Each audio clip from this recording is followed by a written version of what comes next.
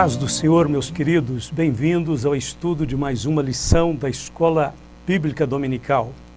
Hoje estudaremos a lição número 11, com o seguinte tema: o culto da Igreja Cristã. Mas antes quero agradecer a Deus por sua vida e por sua participação aqui em meu canal. Deus te abençoe grandemente. Eu quero também reforçar o apelo por novas inscrições. Quando as pessoas se inscrevem num canal e participam ativamente com seus likes e comentários, a plataforma entende que o canal é relevante e de grande interesse público. Então o YouTube promove este canal, colocando-o em evidência. Quando você vê um canal com 500 mil ou 1 milhão de inscritos, milhares de likes, não importa qual seja o assunto, o YouTube vai promover este canal, ele vai crescer ainda mais. Portanto, vamos dar like para a palavra de Deus, se queremos que ela esteja em evidência, que ela cresça. Hoje eu tenho 11.529 pessoas inscritas no meu canal. Desses, apenas 40% estão inscritos. Mais da metade das pessoas que passam por aqui nunca se inscreveram. Eu quero te pedir que você se inscreva. Dentre os meus espectadores, 32% é do gênero feminino e 68% do gênero masculino. De acordo com a projeção das pesquisas cristãs, as mulheres estão crescendo muito nos cargos eclesiásticos. Por isso, quero fazer um apelo às minhas queridas irmãs que se inscrevam em meu canal. Existe uma grande possibilidade de que as mulheres ocupem a maioria dos cargos nas igrejas em bem pouco tempo. As irmãs são muito bem-vindas, é claro, tanto na liderança quanto nas salas de aulas das nossas escolas dominicais. Portanto, se inscrevam em meu canal. Espero estar colaborando com vocês. E espero também, brevemente, poder dar a notícia de que vocês se igualaram aos homens em participação aqui conosco. Quanto aos homens, também estou aguardando as vossas inscrições. Se você não é inscrito, é claro que eu conto com a sua inscrição, você é muito bem-vindo, eu preciso de todos vocês. Eu tenho a participação de pessoas de 40 cidades distribuídas em 18 estados aqui no Brasil. E eu louvo muito a Deus por isto, mas precisamos crescer mais. O Brasil é muito grande. Eu espero novos inscritos de todos os estados do nosso país. Quanto à faixa etária, o meu público abrange mais as pessoas entre 35 e 65 anos. Portanto, eu quero também fazer um apelo principalmente aos jovens que se inscrevam em nosso canal. A juventude está em nosso coração. Converti jovem, tenho 3 filhas, conheço muito bem os desafios que a juventude enfrenta. Então, jovens, vem, vamos trabalhar juntos, ok? Então é isso, meus queridos, eu conto com a colaboração de todos vocês. Vamos encher o mundo com a palavra de Deus. Quando você dá o seu like aí, não diminui nada para você, não tem despesa, não tem nenhum sacrifício, mas isso pode significar que o canal que representa o reino de Deus, que prega a palavra de Deus, será divulgado, será colocado em evidência pela plataforma e nós cresceremos ainda mais. É claro, não somos nós, eu estou fora. Importante é a palavra de Deus, importante é o reino de Deus. Então vamos levantar bem alto esta bandeira do Evangelho, vamos trabalhar pela promoção da palavra de Deus e do reino de Deus. Amém. Vamos então para a lição de número 11, o culto da Igreja Cristã. O culto nasce da concepção de que há um Deus criador de todas as coisas e este Deus é o mesmo que sustenta e redime a sua criação quando esta desvia-se de seu propósito original. O culto cristão tem o objetivo central de adorar a Deus na beleza da sua santidade.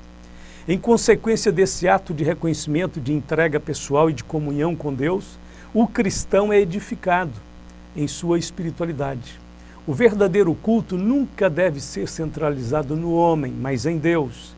Ainda que os homens sejam beneficiados ao se aproximarem de Deus, o alvo do culto não é Ele. O objetivo do culto não é a sua prosperidade, nem a sua satisfação pessoal.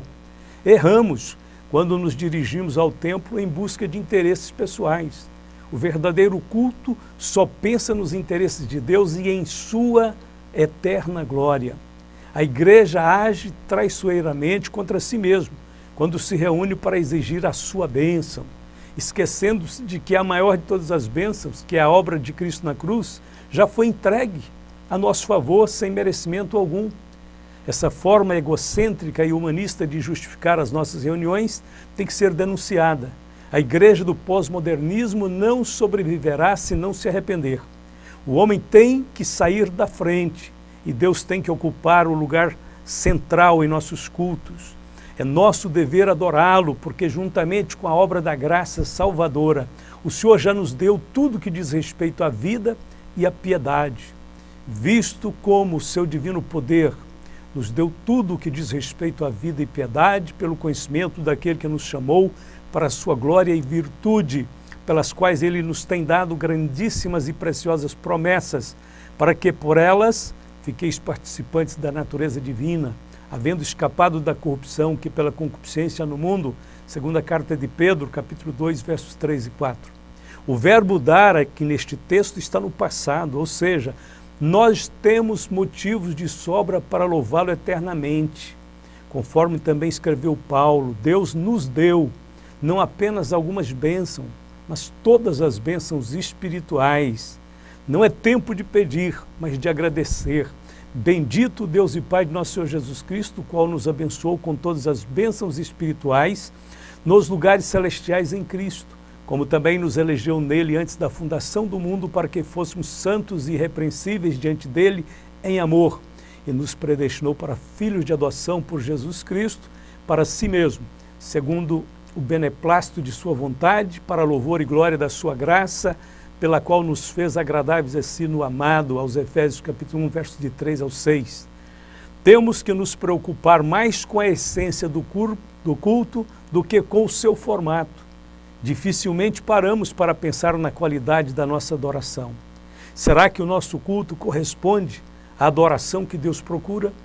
Um culto que não representa uma atitude interna de amor pelo Senhor é prestado em vão. Deus avaliou o culto judaico no tempo do profeta Isaías com as seguintes palavras: as vossas solenidades, a minha alma as aborrece, Isaías 1,14. Nos dias do Novo Testamento, o mestre advertiu: hipócritas, bem profetizou Isaías a vosso respeito, dizendo: este povo honra-me com seus lábios, mas o seu coração está longe de mim. Mateus 15, 7 e 8. O culto externo pode impressionar os homens, mas não a Deus, que sonda os corações e é apto para certificar a essência de todas as coisas. O culto verdadeiro celebra Deus e as suas ações. O culto verdadeiro nasce da consciência de que Deus interveio na história e no destino de uma criação caída. Isso fez por iniciativa própria, tendo como base exclusiva o seu inefável amor. Na obra salvífica, não é o homem que sobe a Deus, mas é Deus que desce até o homem. Portanto, o culto começa e termina com Deus no centro da celebração. Não a nós, Senhor, não a nós, mas ao teu nome da glória, por amor da tua benignidade, da tua verdade. Salmo 115, verso 1. Ponto de número 1, a natureza do culto. O culto como serviço a Deus. Em certo sentido, o culto é um serviço a Deus. A palavra serviço foi traduzida do grego latreia, que também foi traduzida por culto em Romanos 9,4, Romanos 12,1, e por serviço sagrado em Hebreus 9,1, como lemos. Ora, a primeira aliança também tinha preceitos de serviço sagrado e o seu santuário terrestre, aos Hebreus capítulo 9, verso 1. Encontramos líderes cristãos da Antioquia servindo ao Senhor, Atos 3, verso 1. O que eles faziam? Eles oravam e jejuavam a fim de que a vontade de Deus fosse cumprida na vida deles.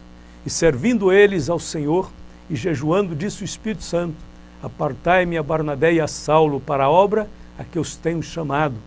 Nesse ambiente de entrega e rendição, vemos a essência do verdadeiro culto a Deus. A palavra grega aqui para servir é leiturgos, aquele que serve, Dessa forma, vemos o culto como serviço a Deus. O culto deve ser solene.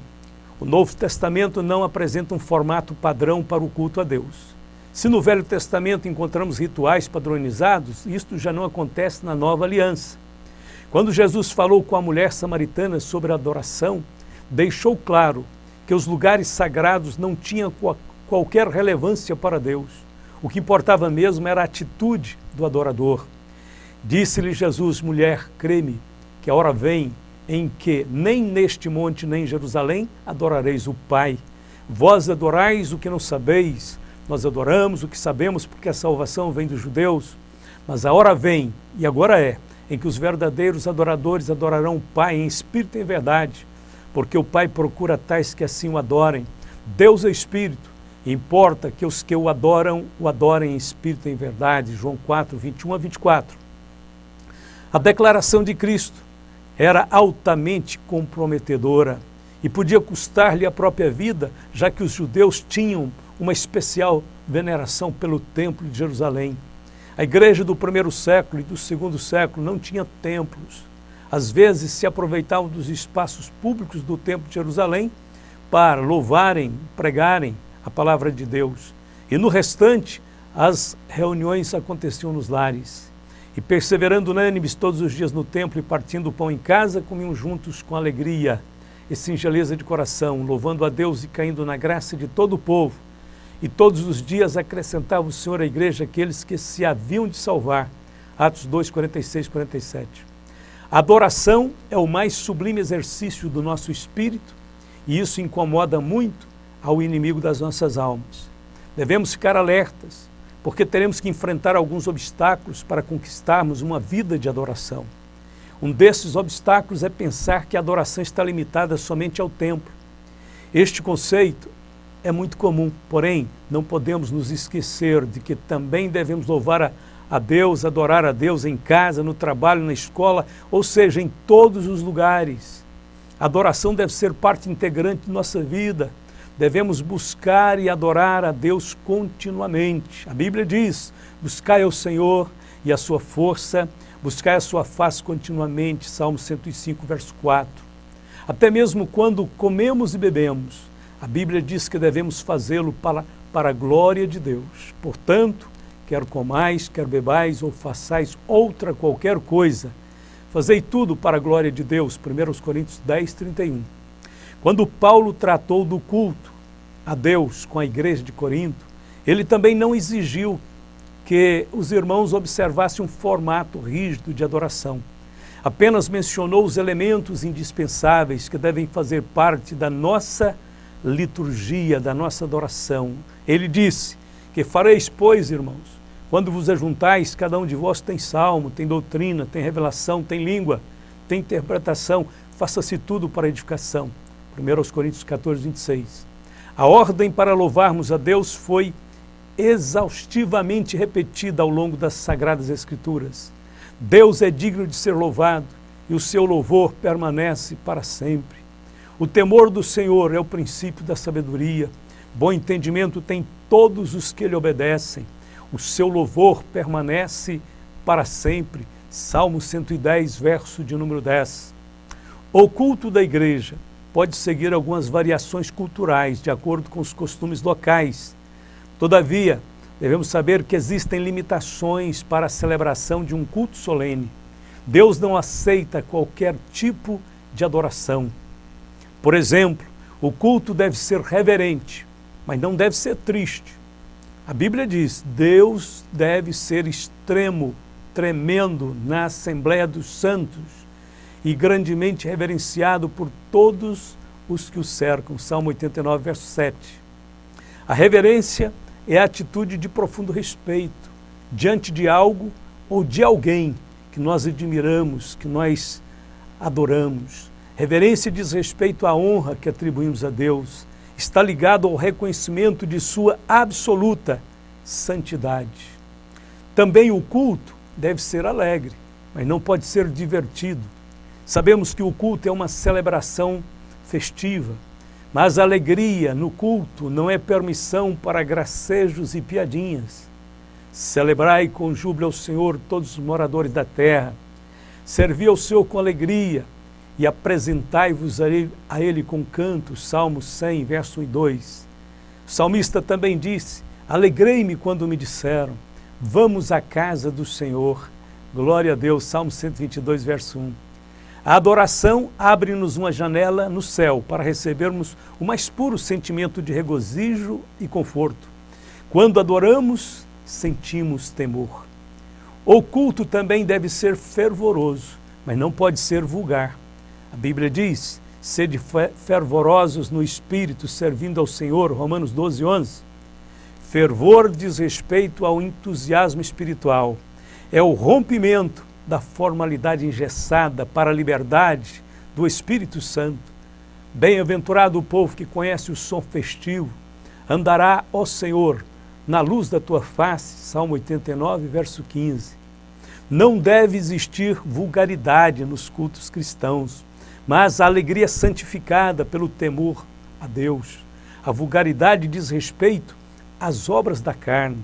A Bíblia diz, aplaudi com as mãos todos os povos, cantai a Deus com voz de triunfo, Salmo 47, verso 1. Levantai as vossas mãos no santuário e bendizei ao Senhor, Salmo 134, verso 2. Outro aspecto do culto é a sua santidade. O culto divino é o ponto de encontro entre a criatura e o Criador, onde o primeiro cumpre o propósito principal de sua existência, que é o de glorificar a Deus e alegrar-se nele, e o segundo se compraz amorosamente naquele que é a coroa de sua criação. O culto divino só acontece quando contemplamos unicamente a presença divina e em sua presença nos regozijamos em reverente temor. Se o culto se concentrar no homem em vez de Deus, ele não passará de uma mera atividade religiosa sem valor. O conhecimento de Deus é quem determina a qualidade da adoração. Esta poderá ser vil ou sublime, segundo o conceito que temos de Deus. Bem diferente dos cultos pagãos que são feitos com orgias, bebedices, diversões profanas, demonstrando de forma inequívoca o caráter empobrecido e perverso das falsas divindades. O culto divino deve ser feito com atitudes decentes e nobres, que combinam com o caráter santíssimo de Deus. A celebração cristã deve ser muito mais do que uma liturgia, ou um ritual de gestos ou palavras repetitivas. Acima de tudo, deve ser uma relação de amor, santidade e admiração a Deus.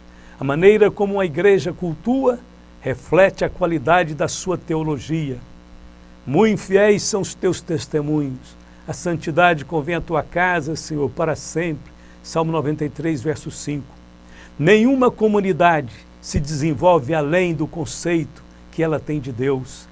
Se queremos cultuar corretamente, então temos que prosseguir no conhecimento do Senhor. Ponto de número 2, o propósito do culto. O propósito do culto é glorificar a Deus. No culto, celebramos a Deus e as suas obras. Pois tu, Senhor, me alegraste com os teus feitos, exultarei nas obras das tuas mãos, Salmo 92, verso 4.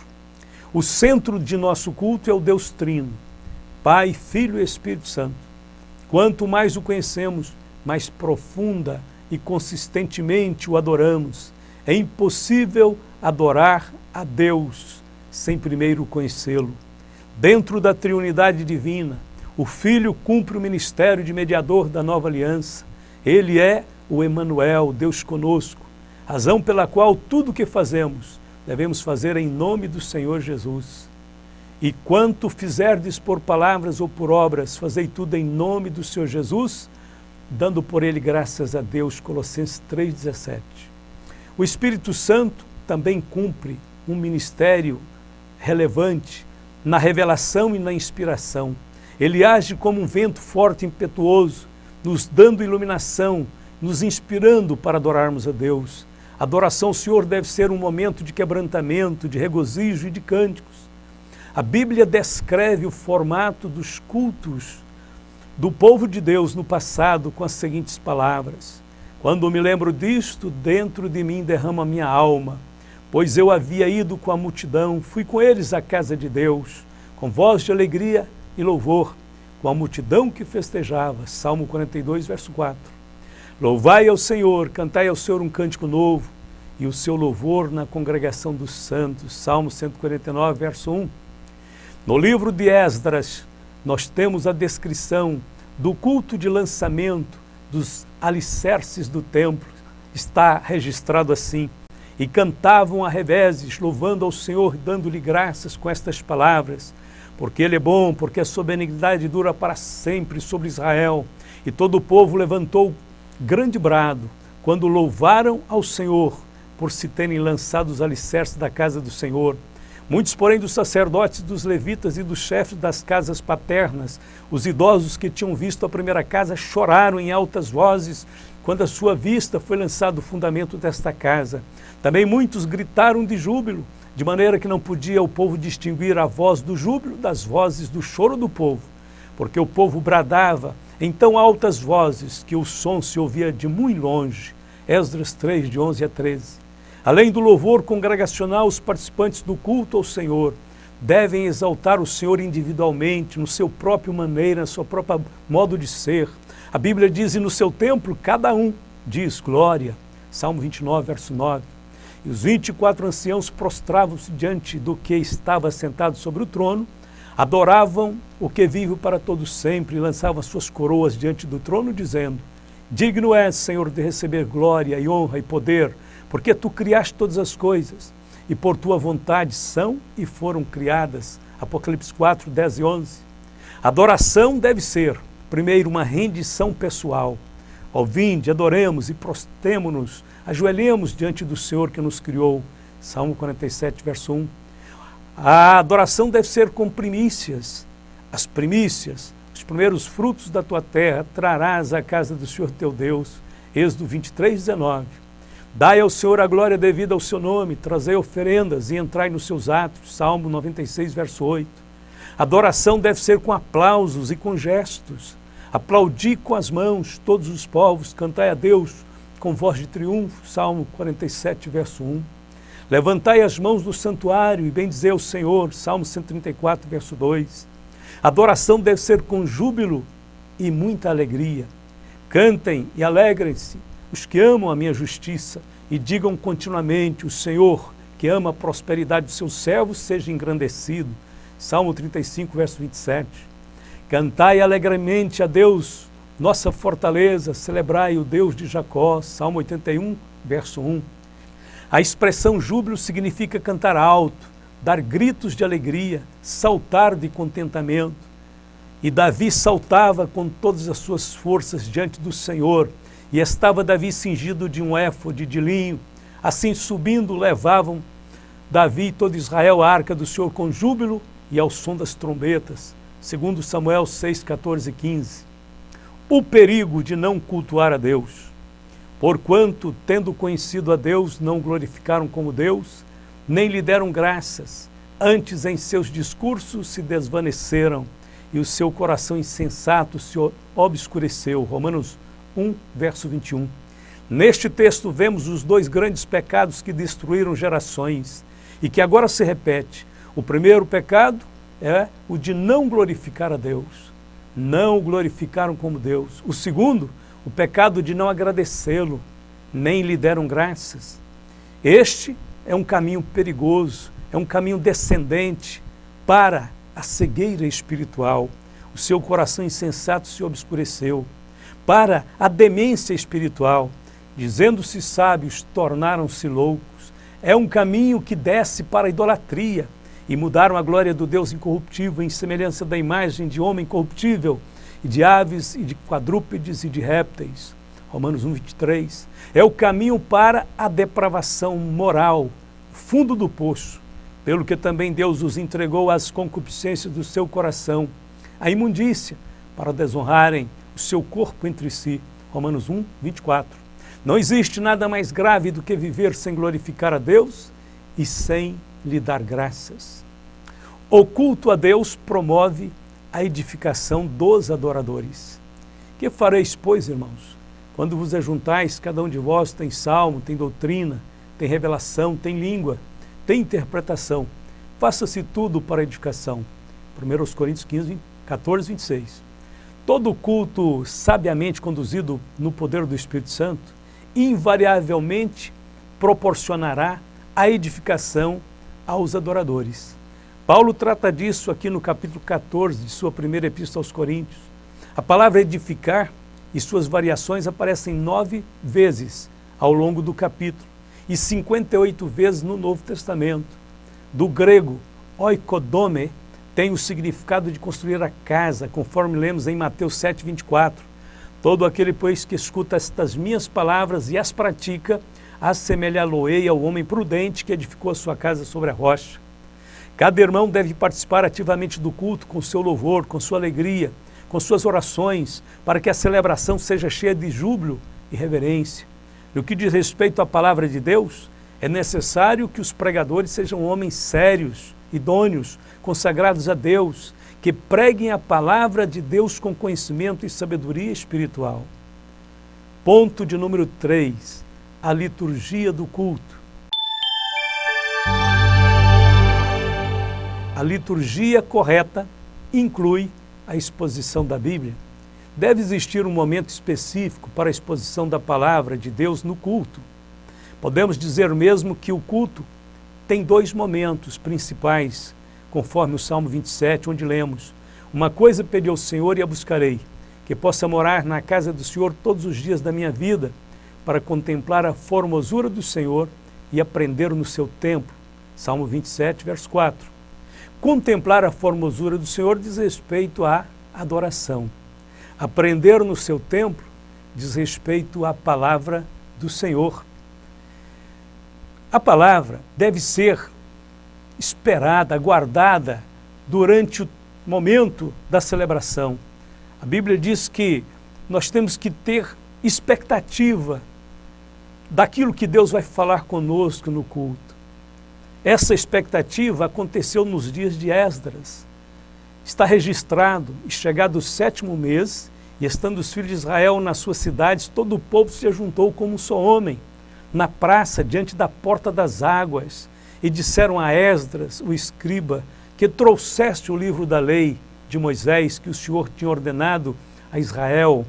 E Esdras, o sacerdote, trouxe a lei perante a congregação, assim de homens como de mulheres, e de todos os sábios, para ouvirem no primeiro dia do 7º mês, e leu nela, diante da praça, que está diante da porta das águas, desde a alva até o meio-dia, perante homens e mulheres e sábios. E os ouvidos de todo o povo estavam atentos ao livro da lei. Neemias capítulo 8, verso de 1 ao 3. Então a palavra de Deus também deve ser reverenciada. Quando Esdras abriu o livro à vista de todo o povo, pois estava acima de todo o povo, abrindo-o ele, todo o povo se pôs de pé. Neemias 8:5. Também devemos ouvir a palavra de Deus com o coração quebrantado. Está escrito em Neemias, que era o governador, e Esdras, sacerdote e escriba, e os levitas que ensinavam o povo, disseram a todo o povo: este dia é consagrado ao Senhor vosso Deus, não pranteeis nem choreis. Pois todo o povo chorava, ouvindo as palavras da lei. Quebrantamento, está em Neemias 8:9. A liturgia correta passa pela adoração entusiástica. Na igreja que estava em Antioquia havia alguns profetas e doutores, a saber, Barnabé e Simeão, chamado Níger, e Lúcio Cirineu, e Manaém, que fora criado com Herodes, o tetrarca, e Saulo, e servindo eles ao Senhor, e jejuando, disse o Espírito Santo. Atos 3, 1 e 2. Os irmãos em Antioquia cultuavam a Deus jejuando e orando.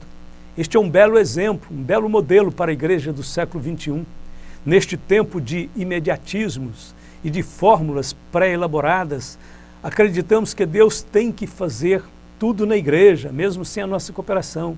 Mas não será assim, até que todos desejem a presença do Senhor. Estamos comendo comidas enlatadas, enquanto Deus quer nos dar um banquete de finas iguarias celestiais. Ao invés de tentarmos fazer, preferimos comprar pronto. E esquecemos de que isso não funciona no reino de Deus. Nós só teremos celebrações genuinamente cheias do poder de Deus se estivermos dispostos a pagar o preço. Muitas vezes reclamamos que os cultos estão monótonos e vazios, mas não buscamos a solução da palavra de Deus. Se quisermos mudar esta situação, nós podemos.